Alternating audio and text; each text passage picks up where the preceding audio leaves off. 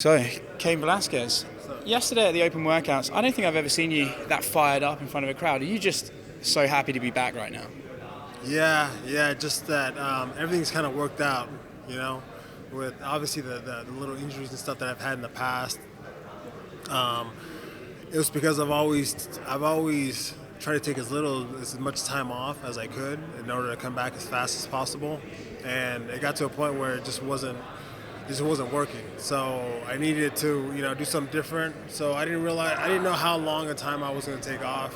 I never had a plan. It was just when I was ready, I'd come back, and it was just all had to do with fighting here and fighting, this opponent in Francis. Great timing, So again, and then just feeling good, feeling 100%, feeling stronger than ever. So that to me is just pumps me up that I get to fight here in Phoenix, my home state.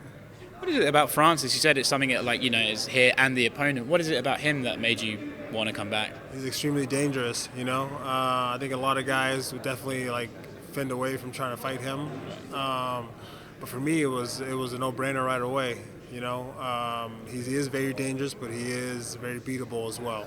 So I have to be on, Sunday night, man. I just got to be on. I got to do what I do normally. I got to be super sharp for this fight. He is very dangerous. So, but again, very beatable as well. Yeah. I know yesterday at the media scrum after the workouts, you said that you don't need Stipe's victory over him to know a game plan. He's a heavy striker, wrestling's perhaps where he's lacking, but you said you expected improved wrestling. But is there a point, you've been wrestling for years and years, and he only got into this sport 5 years ago. Is there a point where he's just never going to catch up? He will. Anybody can, It's like you see George St. Pierre. He obviously got the wrestling down where he was a great wrestler against guys who wrestled their whole lives. So it just whoever takes a liking to it has a feel for it. It's just a natural feel. You could be an amazing wrestler if you've ever done it. You're not. Okay. Well, some guys may have the feel. You know what I mean? So he may, and I feel like, because he is so new, we're going to see a much more improved Francis. So I'm expecting that. I'm expecting him to do a lot more stuff than what he hasn't done in the past. He's kind of been one-dimensional as far as the striker with the punching. But I expect him to do more stuff. I'm ready for everything that he possesses. So excited, yeah. You said about he's dangerous and that's why. Is there I think Miocic, you're kind of being linked to him a lot, but is there no one else in the heavyweight division you really see that's a challenge? Is there anyone else, or is it just sort of Francis? No, everybody has their own challenges. This sport is so crazy, right? Anything can happen at any moment. So everyone has their own challenges, and that's a good thing about this sport. I feel like everybody has their own strengths. Some guys are extremely well-rounded.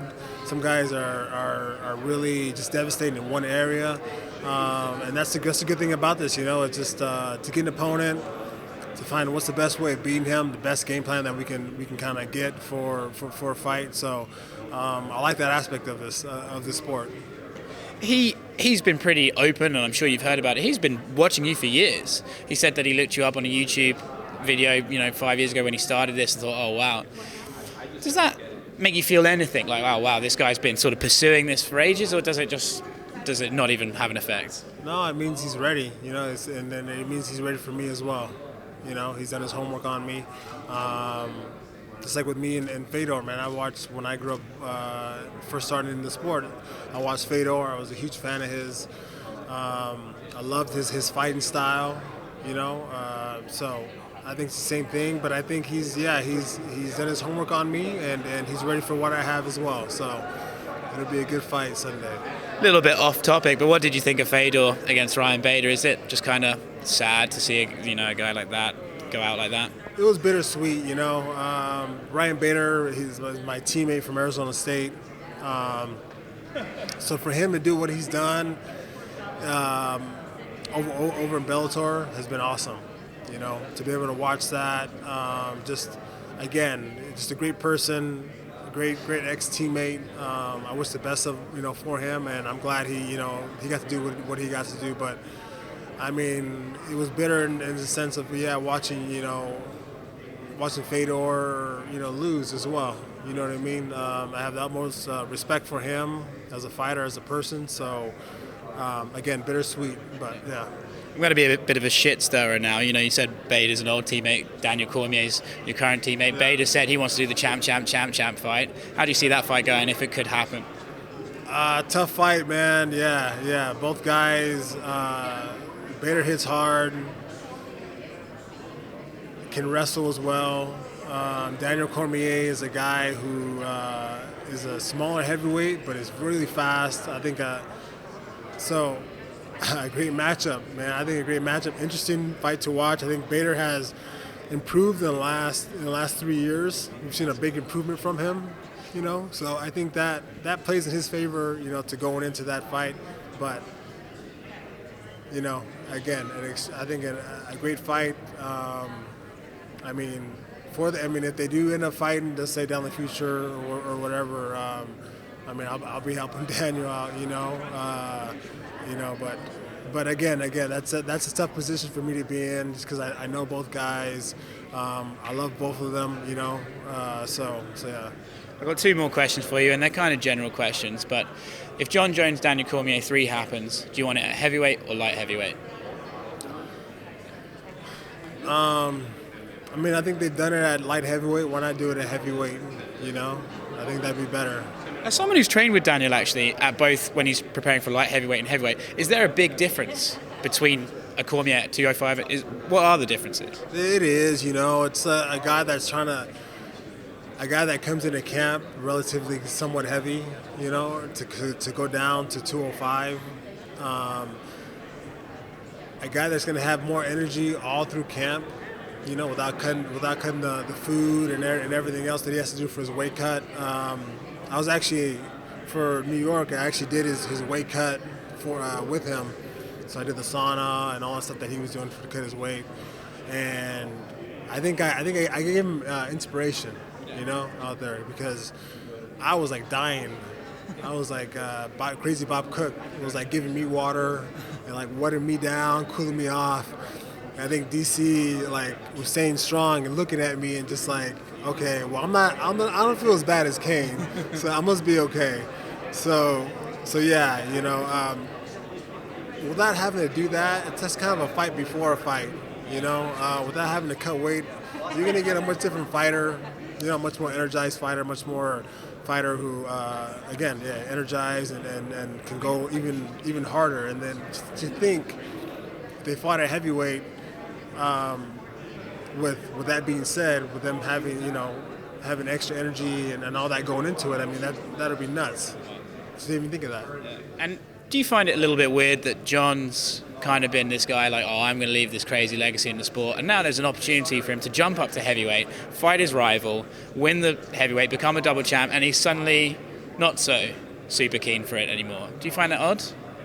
Or do you think he's just negotiating with the UFC in public? Yeah, maybe just negotiating, you know. I think he's one of the best that has done it, you know, in the history of the sport. He is. So he can do whatever he wants to do. So if he's not doing it right now, maybe something else, you know, that has to do with it. And why he's not going up to heavyweight right away. But yeah, man, whatever he wants to do in the sport, he can do.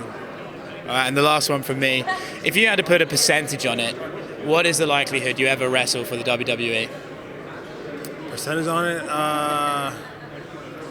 I would say hopefully 70%. It's not much, is that? The travel's meant to be brutal, man. So, okay, I got to go to new places, and yeah,